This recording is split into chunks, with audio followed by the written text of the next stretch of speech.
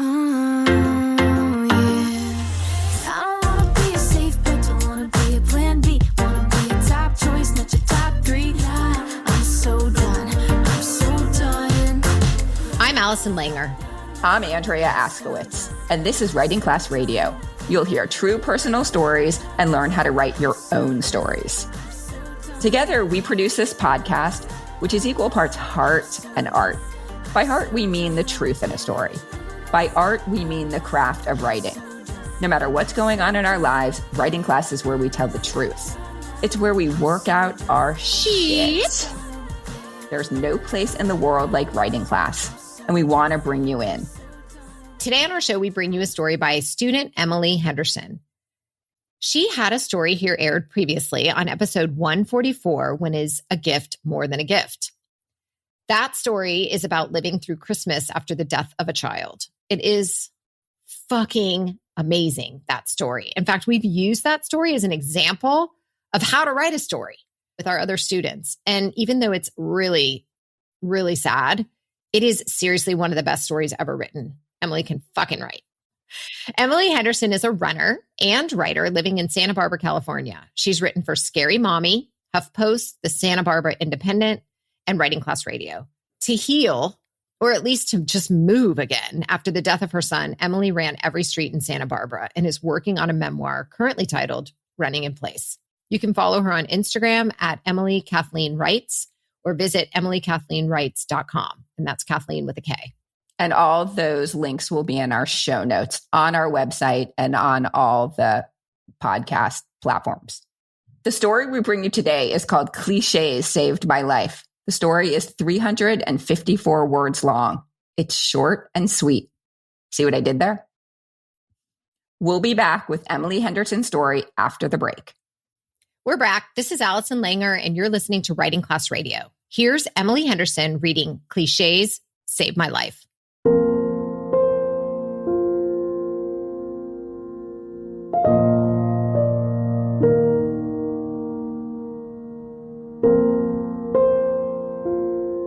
They say cliches are corny, predictable, and overused. But what if I told you cliches saved my life? I've been collecting cliches for 15 years, sitting in uncomfortable chairs in church basements with people who normally would not mix. See, even that's a cliche. But unless you're a friend of Bill W., it will fly high above your head. In my writing, I often use a cliche as filler to capture an idea in a first draft. Then later, I go back and replace it with a more original and specific language. My teacher tells me, you can do better, or I've heard this before, when I write things like heart racing, end of the world, or suddenly things that happened to other people were now happening to me. In July of 2019, my 17-month-old son was diagnosed with brain cancer, and by November, he was gone. After my husband and I held his cooling body and said our final goodbyes, and it was time to leave, I pulled my collection of simple phrases like, one day at a time, easy does it, and wisdom to know the difference, and repeated them in my head like a metronome. What if the only thing that kept us safe on that drive was because God was doing for us that which we could not do for ourselves? What if, when I felt like I might not survive the death of my son, that the pain might be too great, I remembered that feelings are not facts, and this too shall pass. And even if I don't really believe it just yet, what if I could fake it until I make it? What if my pocket full of cliches were the mattress I fell on after falling off a cliff, crashing through a brick wall, and then a glass window? I'm still just as bruised and broken, but because of my cliches, the alcoholism that is normally doing push-ups in the parking lot, waiting for me to slip, is nowhere to be found, scared off by words like, when life hands you lemons. You know the rest.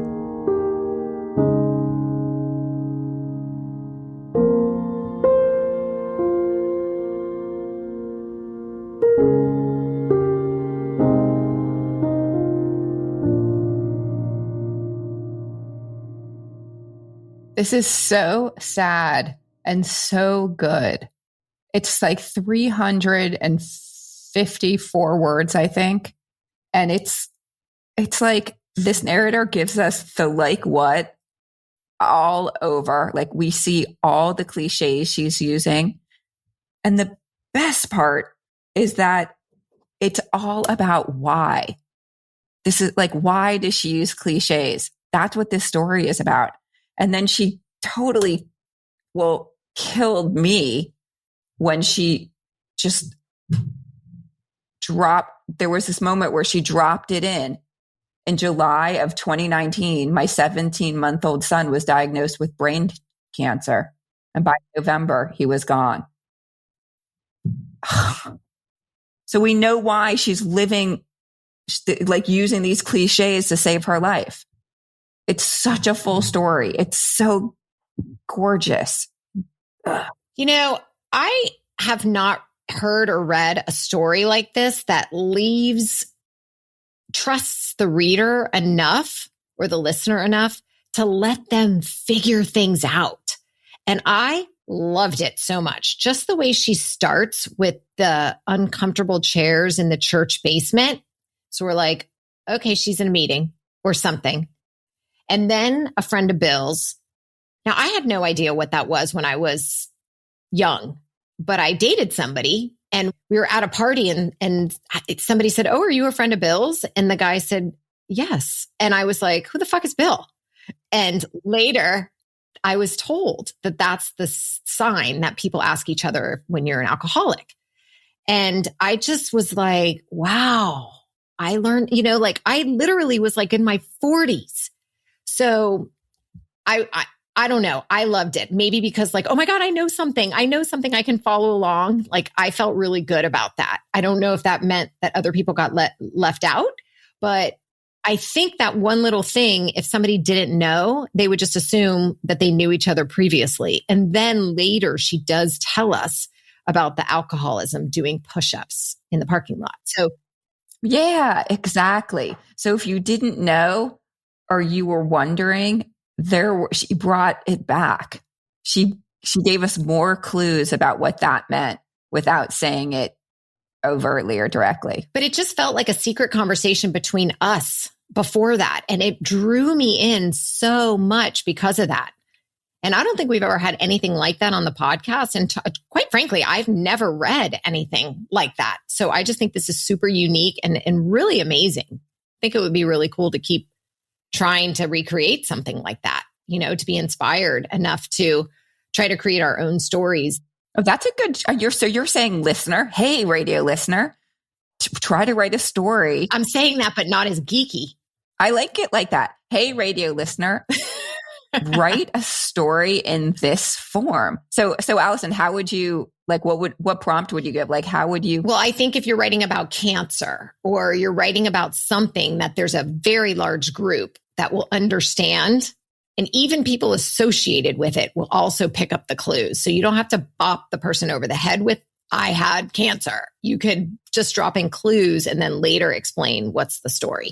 Because she's clearly suffering through something and we're not sure why. Then we get a little bit of a clue that she's just lost her child. We still don't know if she had like this challenge prior to that, but it's not important to this story. It's just that this happened to her and she's dealing with it. And the only way she can get through all this shit is by telling herself those cliches one day at a time and sort of weaves it into the whole lingo of the Alcoholics Anonymous, which I thought was brilliant. So she's got these two things going on that are woven. So the story is not about cliches. It's about survival. But she's using cliches over and over again to tell us how she survived. And surviving. And she has survived two things, alcoholism and the death of a child. Well, those are two things that she's mentioned in this story. We don't know what else she survived. She may have survived many, many things. Right. True. Exactly. As you get older and older. Right.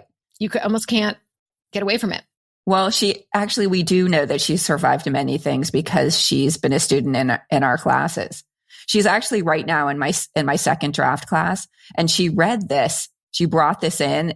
And second draft is stories that are already pretty much, it's not first draft, so they're worked on at home. I don't know how long she worked on this, but this is exactly how it came in. And I was like, this is so gorgeous, so different, beautiful. I felt it from the beginning. I love this story. Yeah. And what's also interesting, I just want to say, is that we're always trying to cut cliches out of everybody's writing, including our own. And my teacher tells me, you can do better, or I've heard this before. Yeah. But we never know what those cliches actually do for somebody else. So not saying go put them all in your writing, but this particular essay shows us that in order to survive, some of us need to grasp onto and cling to cliches. Absolutely. Damn. Holy shit. Don't forget to check the show notes for links to her previous episode and a link to her social media.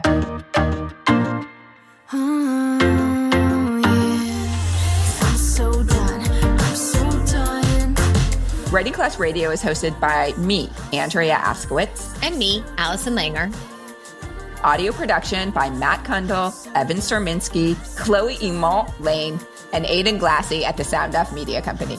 Theme music is by Justina Chandler. There's more Writing Class at our website, writingclassradio.com, including stories we study, editing resources, video classes, writing retreats, and live online classes. If you want to write with us every week, you can join our First Draft weekly writers groups. You have the option to join Allison on Tuesdays, noon to 1 Eastern, or Eduardo Wink, 8 to 9 p.m. Eastern. You'll write to a prompt and share what you wrote. It's the coolest, most awesome community. You write, you share, be there. To find out how to join, go to writingclassradio.com. First class is always free. If you're a business owner, entrepreneur, community activist, group that needs healing, or just want to help your team write better, we can help. Check out all the classes we offer on our website, writingclassradio.com. Join the community that comes together for instruction, an excuse to write, and the support from other writers. A new episode will drop every other Wednesday. There's no better way to understand ourselves and each other than by writing and sharing our stories. Everyone has a story. What's yours? Produced and distributed by the Sound Off Media Company.